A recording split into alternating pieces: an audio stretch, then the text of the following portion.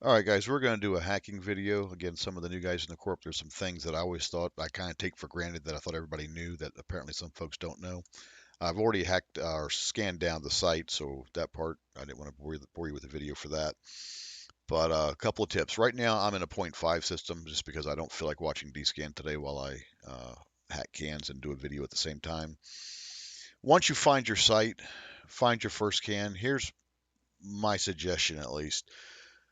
You're not going to find a lot of ISK value data and relic mining or relic scanning in high sec. Yeah, I mean it's there. You can make a little bit of ISK. Maybe you're looking for some specific materials. Yeah, you might be okay doing that. But if you want the good loot, you want to really make some ISK, and believe me, you can make some ISK doing data and relic sites. You need to be doing it in wormholes or in nullsec. Uh, Low sec's a little better than high sec, but nullsec is a lot better. And different regions there are some regions that are much better than others. I'm not specifying which regions. I think that's information players should research themselves, not have everything spoon fed to them. But the techniques I'm more than willing to share. What I typically do is I orbit it at 2500. The reason being is I'm in nullsec or I'm in a wormhole. I want to be able to bug out quickly if somebody pops in local or even on DScan. So at 2500, I'm in a Helios. I like the Helios. It gets better bonuses to the scan, to the hacking and all. Some people use a stereo; those are fine chips too. But orbiting at 2500 enables me to cloak out immediately because I'm more than 2,000 meters from the can. So if somebody pops in, all I got to do is hit the cloak button, and I'm immediately cloaked and I'm safe. All right, now let me pull up the. This is a relic site. Let me target the can, and I'm going to turn my relic module on. All right, yeah, this is because it's high sec. It's a very small board.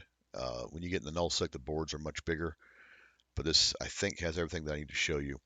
One of the things that I've noticed after scanning thousands of these sites is the data core that you're looking for is never near where you start. I mean, maybe once in a blue moon.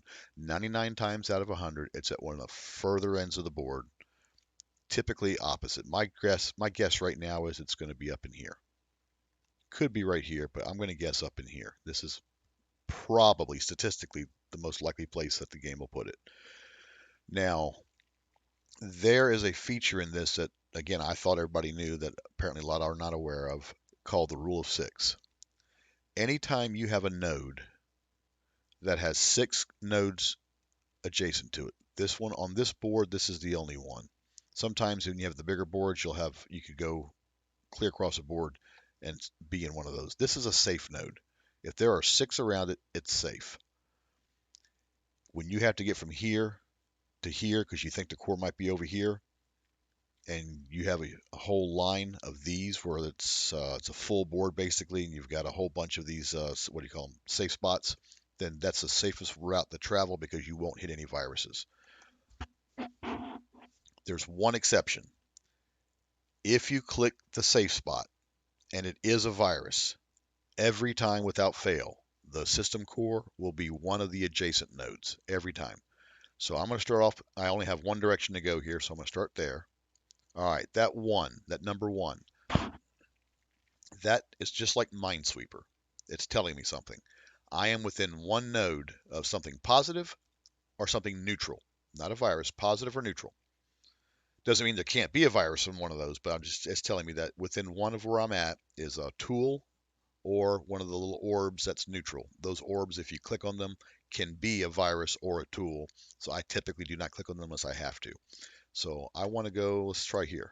Yep, there was a tool. I click another one. I'm within two. I'm within one. So one of these is a neutral or a tool. So it's going to be this one. And it's a neutral. So I'm not going to hit that yet because it could be a virus. I don't want to deal with those. And I've got a tools, and this is going to be a relatively simple board, so I should be fine. Now I'm going to go into that safe spot. In the unlikely event, and I know it's not, but in the unlikely event that's a virus, then the core is going to be one of these five right here. It's not a virus, but I'm within one. Okay, now I hit a virus. Here's the other thing on these viruses. Just because the virus is there does not mean you have to fight it. This is a normal virus, what I call a normal virus. It's just a little triangle. That one you only fight if you have to. Don't waste your coherency, your antivirus strength. Don't waste that. Some of the viruses have these little pointy, has three pointy things off of each side of it. I forget what the name of it is, but you'll see it. It's got a little circle and it's like three little jagged edges to it. Those you have to fight immediately because every time you click, it'll flash, which means it gets stronger. And if you happen to have another virus on the board or multiple viruses, one of those viruses will get stronger along with it with each click. So you need to take those out immediately. But this is a regular one. We don't need to bother with it now. I'm going to work around it. If it turns out that I think the node's down here at that, the core is in that node right there, then I will have to fight it. But right now I don't. And now I got to fight something. So I'm going to use my tool. I'm going to take this one out. This is high sec, so this is an easy board. I'm within one. So one of these two is a tool or a neutral. Or it may have been that one. This said one, so all right, so there's something over here, probably right here. This virus is blocking it out, but I think that right there is a tool or a neutral. I'm within three. There's no need to even click that one. 3, 2, 1. So I'm still within three. It's probably over here. So I'm gonna go ahead and fight this one. I said I think that might have been a tool or a neutral. Let's see. Yep, it was a tool. Yep, right there. Like I said, it was probably up here. I said possibly here. My guess was up here, but it's always on the almost always opposite side of the grid as where you start and as far away as it can get. It's never close by. So I don't even bother trying to hit stuff close by to it because then I wind up popping up more viruses. Hit my tool, even though it's not going to be necessary. And system hack successful. Now right now I'm orbiting. So I click it, open cargo. So I'm almost to the edge where I can do it. And there. Now during the process of scanning that and hacking that, had I been in nullsec and someone popped in local or I pulled my D scan up, I saw a threat. All I had to done is while I'm orbiting this thing at 2500, it's just very simple. Let me get back to 2500. Again, this is 95% of you know this already, but just for those who are new, I'm orbiting this thing at 2500 meters and I see somebody come in. All I got to do is just hit cloak. That's it. I'll lose my lock. And if I'm in the middle of the mini game, it'll end the game, and that counts. You only get 2 shots at each can. After 2 shots, 2 unsuccessful attempts, the can will explode. But I'd rather the can explode than my ship explode because some cloaky Proteus came in on me and nailed me. So, but that's basically it. And you go through each one of these cans successfully. And nullsec is the place to be, though. You can make a lot of this. You can make 20, 30 million average per can in some areas of nullsec. And I've gotten as much as 100 to 200 million out of a can, and I wouldn't be surprised if there were some people who had gotten even more than that out of a can. Cinnaball blueprints come out of these plans, and those are money makers. Very little is to make them, and they sell for, what does a Cinnaball sell for now? About 140 million. So Data Relic, same thing, same exact process. Rule of six, think Minesweeper. Don't fight the viruses that are the regular viruses, the triangular viruses, or even the square viruses. The one with the pointy edges, the one with the little, it's like a doily, curly cues around the edges of it. That and the spiky one you have to fight because it will strengthen itself every time you click without taking it out. All right, that should wrap that up.